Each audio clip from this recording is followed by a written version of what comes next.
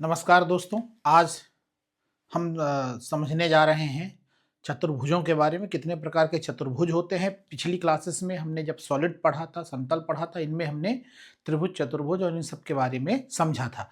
केवल उसमें हमने क्या समझा था कि उनका क्षेत्रफल कैसे निकाला जाता है, उससे निर्मित जो आकृतियां हैं, ठोस हैं, ठीक है, वो उनका आयतन कैसे निकालते हैं, परिमाप कैसे निकालते हैं, ये समझा था। लेकिन उसको अभी जो जैसे हमने त्रिभुज की क्लास ली थी तो उसमें हमने समझाया था उदाहरण लेकर, ठीक है ना, कि एक लड़के की शादी से कि उसके बारे में समझना है, तो उन सब चीज़ों को हमने उसमें समझाया है। आप उस वीडियो में देखेंगे तो वो चीज़ें क्लियर होंगी। अब हम बात करेंगे आज चतुर्भुज के बारे में। तो चतुर्भुज होता क्या है? चतुर्भुज में क्या होता है कि जब चार कोण होंगे, ठीक है ना, चार भुजाएं होंगी। अब होता क्या है कि ये कोण, ये कोण, ये कोण, ये कोण, है ना, इन सब का योग करो तो 360 यदि आ रहा है तो वो चतुर्भुज है। मतलब कोण ए प्लस कोण बी प्लस कोण सी प्लस कोण डी। जैसे त्रिभुज में क्या था कि सभी अंतः कोणों का योग 180 आ रहा था,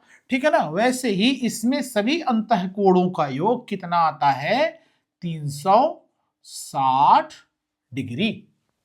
ठीक है, तो ये हो गई तो बेसिक पहचान चतुर्भुजों की। अब हमें चतुर्भुज भी 1 2 3 4 5 प्रकार के मिले, ठीक है। जैसे उसमें त्रिभुज मिले थे कैसे? न्यून कोण त्रिभुज, समकोण त्रिभुज, अधिक कोण त्रिभुज, है ना। और यदि इनकी भुजाओं के आधार पे देखा जाए तो समबाहु, समद्विबाहु, विषमबाहु, ये होते हैं ना।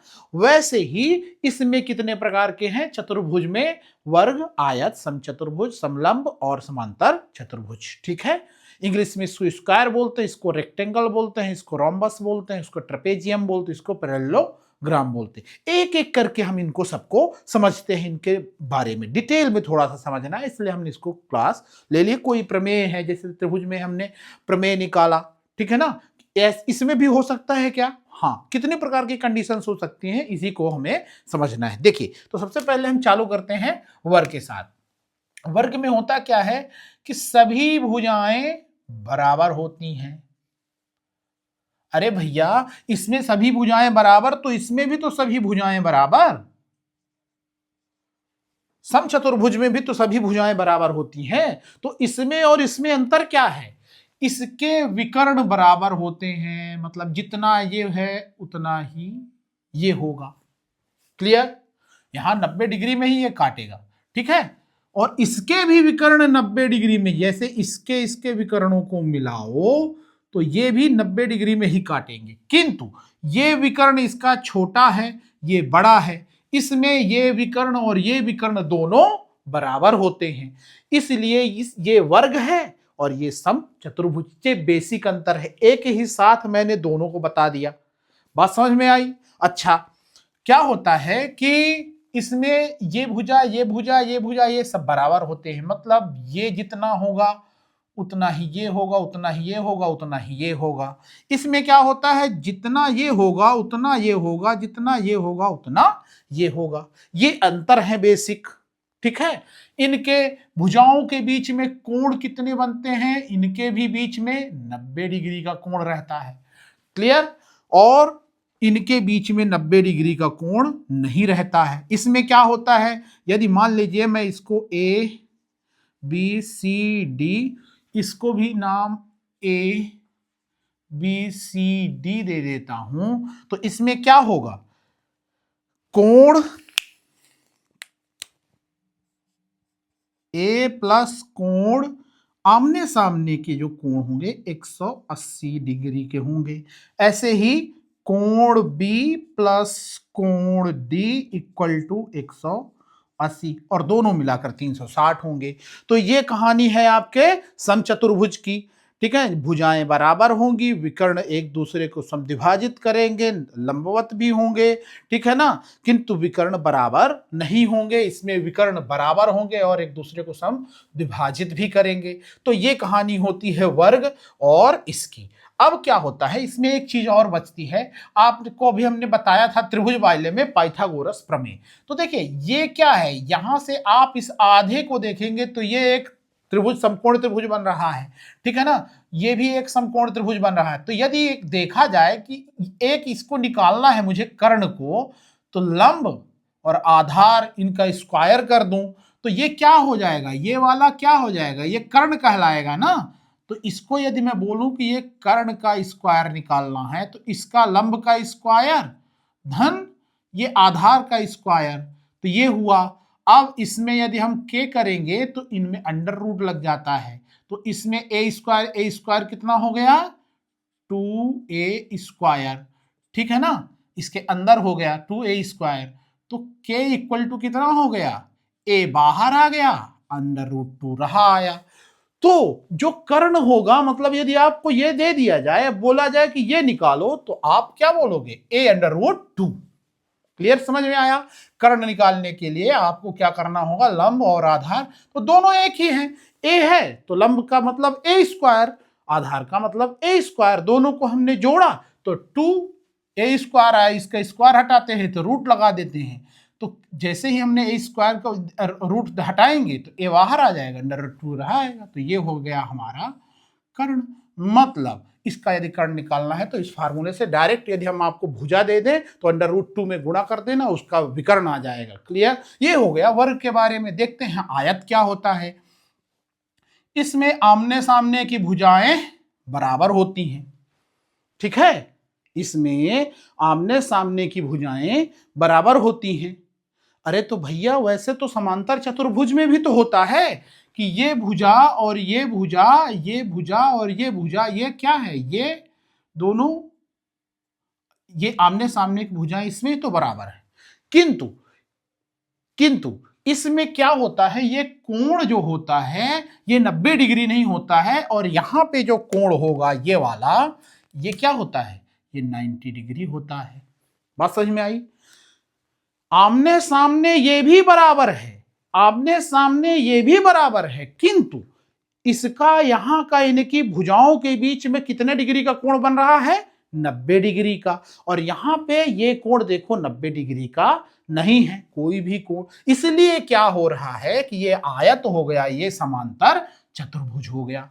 क्लियर हुआ, ध्यान से समझिएगा। अब इसके विकर्ण को देखा जाए तो इसके विकर्ण क्या है, बराबर हैं, मतलब जितना ये है उतना ये है, जितना ये है उतना ही ये है, और यहाँ पे हर एक के बीच में यहाँ पे 90 डिग्री का ही बन रहा है कोण, तो इनकी भुजाओं के बीच में 90 डिग्री का बनेगा, ठीक है। विकर्ण बराबर होंगे, एक दूसरे को समद्विभाजित करेंगे, इतनी बात समझ में आई, ठीक है। और इसका क्या निकालना है, यदि ये निकालना है आपको कर्ण, ठीक है, तो लंबाई ये है, चौड़ाई ये है, इसमें क्या होगा, जैसे इसका कर्ण निकाले हो तो इसका कर्ण निकालने के लिए √, इसका l² प्लस इसका b², ये हो जाएगा इसका कर्ण निकालने का, ठीक है।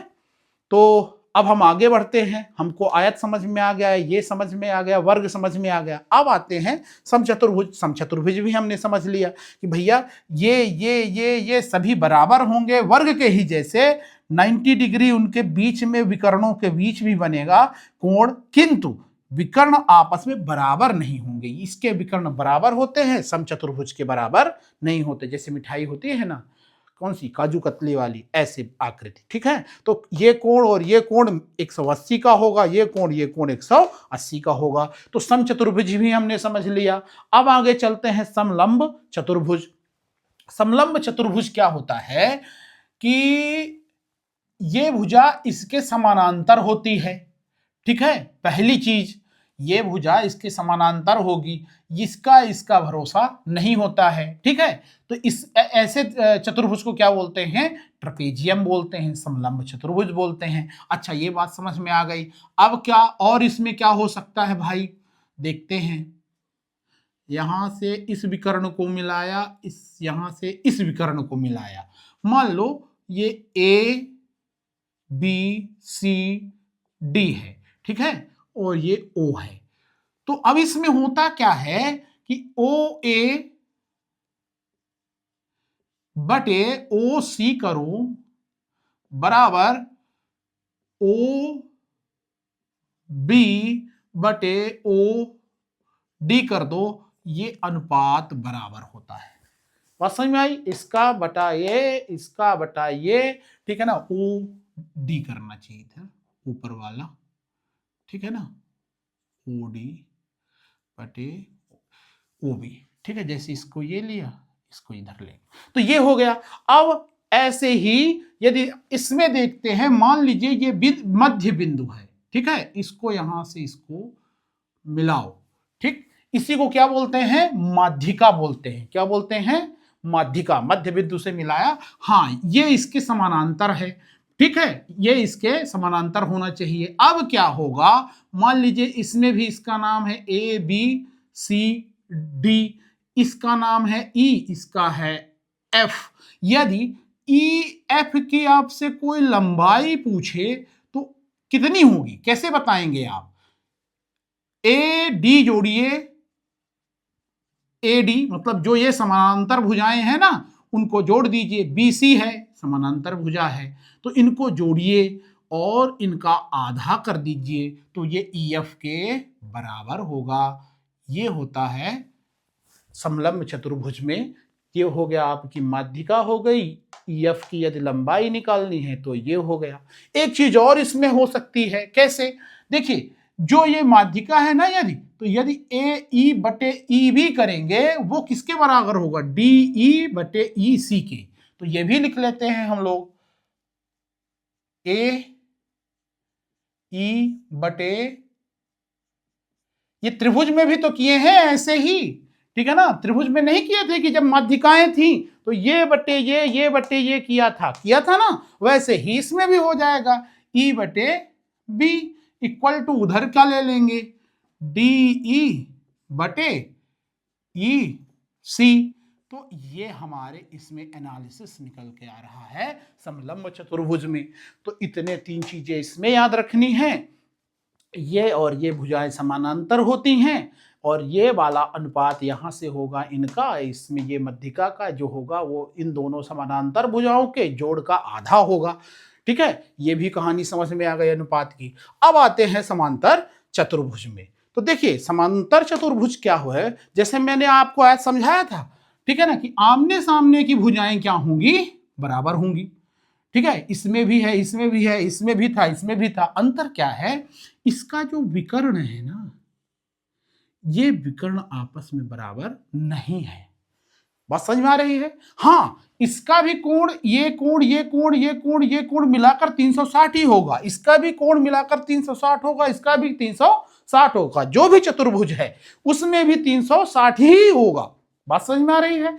मैंने पहले ही क्लियर कर दिया है कि यदि कोई चतुर्भुज है तो उसमें सभी कोणों का योग 360 होगा, ठीक है ना, इसमें कोई शंका नहीं है। तो देखिए ध्यान से कि आमने सामने की भुजाएं बराबर होंगी, एक दूसरे के समानांतर होंगी, ठीक है ना।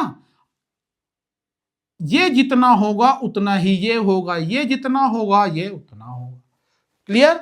ये एक दूसरे को समद्विभाजित करते हैं, इनके विकर्ण जो हैं वो क्या करते हैं, एक दूसरे को समद्विभाजित करते हैं। अच्छा, ठीक है, यहां से ये हम विकर्ण लेते हैं, ठीक है ना, और इसमें यदि हम देखते हैं तो एक पहले ये बता देते हैं इसमें, फिर आगे इसको बताते हैं। ये कोण और ये कोण, ये कोण और ये कोण, जो सम्मुख कोण होंगे आपस में, ये क्या होंगे, बराबर। जितना ये उतना ही ये बराबर होंगे, ठीक है। अब देखिए इसमें आइए, ठीक, ये हो गया हमारा कि साइड बराबर, एंगल बराबर, ठीक है ना। आप सम्मुख कोण जो होंगे वो बराबर, ये समांतर चतुर्भुज कहलाएगा। अब मान लीजिए कोई ऐसी कंडीशन आ जाती है कि ये, इसको नामकरण पहले लीजिए, ए बी सी डी, ठीक है। तो ये देखा जाता है कि ये कोण और ये कोण, मतलब कोण ए प्लस कोण बी मिलाकर कितना होना चाहिए, 180 डिग्री होना चाहिए। बात समझ में आई? तो इनको समझने के लिए इतनी चीजें हमने अभी समझी। अब आते हैं कि यदि इसका आधार एक हो, उसी आधार से एक त्रिभुज बना हो, चाहे इधर हो चाहे इधर, इससे ऊपर नहीं जाना चाहिए, ठीक है ना, और उसी से एक चतुर्भुज बना हो, समांतर चतुर्भुज, तो इसका त्रिभुज का कोई आपसे क्षेत्रफल पूछता है। मान लीजिए कैसे कि त्रिभुज मान लीजिए ये क्या है, ए बी सी डी और ये पी है। तो मान लीजिए कि त्रिभुज पी ए बी का एरिया कोई बोलता है कि एरिया क्या होगा, तो वो कितना होगा, वो इस वाले के चतुर्भुज का आधा होगा। मतलब जो भी आपका ये समांतर चतुर्भुज है, ए बी सी डी के एरिया के आधा कर दीजिएगा तो इसका क्षेत्रफल मिल जाएगा। बात समझ में आई? ऐसे हाँ, शर्त क्या है, इसी बेस से यह त्रिभुज निर्मित होना चाहिए, मतलब इसका आधार इतना होना चाहिए जितने में यह समानांतर चतुर्भुज है। ठीक है, और कुछ अन्य चीजें हो सकती हैं क्या, देखते हैं। इनके मध्य बिंदुओं को पकड़ते हैं। ठीक है, इनके मध्य बिंदुओं को पकड़ के इनको क्या करते हैं, मिला देते हैं भाई साहब। ठीक है, इनको मिला दिया तो क्या होता है कि यदि ए बी सी और ये डी हैं, ये पी क्यू आर और ये एस हैं, तो इस पी क्यू आर एस का क्षेत्रफल कितना होगा, इस बड़े वाले के आधा होगा। बस समझ में आई? जो अंदर ये एक समांतर चतुर्भुज ही बना है, यदि ऐसा भी तो बोल सकते हैं कि किसी भी समानांतर चतुर्भुज के मध्य बिंदुओं को मिलाने से कौन सी आकृति बनती है, समांतर चतुर्भुज ही बनता है। बात समझ में आई? ठीक है, तो ये समानांतर चतुर्भुज बना, तो ध्यान दीजिएगा कि जितना area of A B C D होगा उसका आधा कर दीजिए तो आपको मिल जाएगा area of P Q R S. मतलब इस बड़े वाले के क्षेत्रफल को आधा कर दीजिए तो इसके पी क्यू आर एस का क्षेत्रफल मिल जाए। मान लीजिए ऐसे कोई पूछ ही लेता है कि मध्य बिंदुओं को मिलाकर बताइए कि इसका क्षेत्रफल क्या होगा, तो आप आसानी से बता सकते हैं। तो ये एक चीज हो गई, ठीक है ना, और ये एक चीज हो गई, तो ये चीजें याद रखना है। ठीक है, अब मान लीजिए कि अभी तो हमने ऐसे ऐसे बिंदुओं को मिलाया था, अब हम इसको ऐसे सीधे सीधे मिला देते हैं तो हमें समझ में आ रहा है कि ये 1/4 हो गया। मतलब जो भी ये इसका क्षेत्रफल होगा, एक टुकड़े का कोई पूछे तो सीधे आप उसका 1/4 कर देंगे। मान लीजिए ये 40 है इसका, तो ये 10 10 10 और 10। क्लियर हुआ? इसका क्षेत्रफल एक टुकड़े का कितना होगा, जितना इस टोटल का होगा उसका 1/4। क्लियर है? चलिए आगे चलते हैं, और कुछ इसमें हो सकता है क्या, देखते हैं। ये इसके मध्य बिंदु हैं। ठीक है, इस मध्य बिंदु से इसको मिला दिया, मतलब हमने क्या बनाया, माध्यिका बनाया। ये हमने माध्यिका बनाया। ध्यान दीजिएगा, यदि ये ए बी सी डी है, ठीक है ना, और मैं इसका नाम दे देता हूं ई, इसका नाम दे देता हूं एफ, तो इसमें क्या रिलेशन होगा, इसमें क्या चीजें क्या क्या दिख रही हैं? मुझे तो ये दिख रहा है कि ये त्रिभुज जो है ना, ये वाला, इसके सर्वांग सम है। इसके क्या है, सर्वांग सम है। दूसरा क्या दिख रहा है कि ये वाली भुजा बीई डीएफ के समानांतर है। ये और ये कभी एक दूसरे को नहीं काटेंगे, समानांतर हैं। ठीक है, और क्या दिख रहा है बताइए? यदि मैं इसको m नाम दे दूं, इसको n नाम दे दूं, तो मुझे एक चीज समझ में आई, am जितना होगा उतना ही mn होगा, उतना ही nc होगा। मतलब मैं ऐसा लिख सकता हूं कि am equal to mn equal to n और c। मतलब ये दूरी, ये दूरी, ये दूरी 3 बराबर भागों में बढ़ जाती है, इसीलिए क्या हो गए, बराबर हो गए। अब इसी में आपको अनुपात दे सकता है। ठीक है ना, ये बहुत ही आपको महत्वपूर्ण है, ये जानने लायक है। तो ये चीजें हो गई, और इसमें कुछ बचता है क्या, देख लेते हैं। एक चीज और करके देख लेते हैं। मान लीजिए यहां से आपने ये विकर्ण डाला, ठीक है, तो ये कोण जितना है ना, उसका ये कोण इसका एकांतर कोण कहलाता है। जितना ये है ना, उसका ये एकांतर कोण कहलाता है। और कुछ दिख रहा है क्या? हाँ भाई, ये जो त्रिभुज है ना ऊपर वाला, ये सर्वांग सम है इस वाले की। मतलब यदि आप इसको विकर्ण डाल दें या ऐसे विकर्ण डाल दें तो यही स्थिति होगी। ये कोण एकांतर कोण है, ये कोण एकांतर कोण होते हैं इस समांतर चतुर्भुज में, है ना। और ये त्रिभुज सर्वांग सम है। जैसे यहां पे ये त्रिभुज और ये त्रिभुज सर्वांग सम थे ना, वैसे ही यहां पे ये त्रिभुज और ये भी हो जाएंगे। तो इतनी समानांतर चतुर्भुज की चीजें थी, हमने आपको इसको बता दिया है। समलंब में भी, समांतर में भी, समचतुर्भुज, आयत और वर्ग में, सभी को हमने समझा दिया है। लगभग इतनी ही चीजें हैं। हाँ, एक चीज और बच रही है। जैसे मान लीजिए कि कोई वर्ग है, यदि वर्ग के मध्य बिंदुओं को मैं मिला दूं, ठीक है ना, यहां पे यदि मैं वर्ग के मध्य बिंदुओं को मिला दूं तो कौन सी आकृति बनेगी? वर्ग को मिलाने से वर्ग ही बनेगा। बात समझ में आई? ये देखो, वर्ग ही तो बना। यदि वर्ग के मध्य बिंदुओं को मिला दिया जाए तो कौन सी आकृति बनेगी? बताइए, वर्ग ही बनेगा। और यदि आयत के मध्य बिंदुओं को मिला दिया जाए, ठीक है, तो कौन सी आकृति बनेगी? ये देखो, ये कौन सी आकृति बन गई? समचतुर्भुज। जैसे ये है वैसे ही बन गया। तो आयत के मध्य बिंदुओं को मिलाने पर समचतुर्भुज निर्मित होता है। अच्छा, ठीक है, ये तो हो गया। अब समचतुर्भुज के मध्य बिंदुओं को मिलाओ भैया। तो समचतुर्भुज के मध्य बिंदुओं को मिलाने पर, अच्छा, ये तो आयत बन गया। जैसे ये था वैसे ये बन गया। तो आयत के मध्य बिंदुओं को मिलाने से समचतुर्भुज बनता है और समचतुर्भुज के मध्य बिंदुओं को मिलाने से आयत का निर्माण होता है। ये आपके बहुत काम की चीजें हैं। क्लियर है? चलिए आगे बढ़ते हैं। ऐसे ही करके देख लेते हैं कि भाई ये यदि समलंब चतुर्भुज है, इसके भी मध्य बिंदुओं को मिला देते हैं तो क्या निर्मित होगा? इसको मिलाने से हमें समांतर चतुर्भुज निकल के आ रहा है।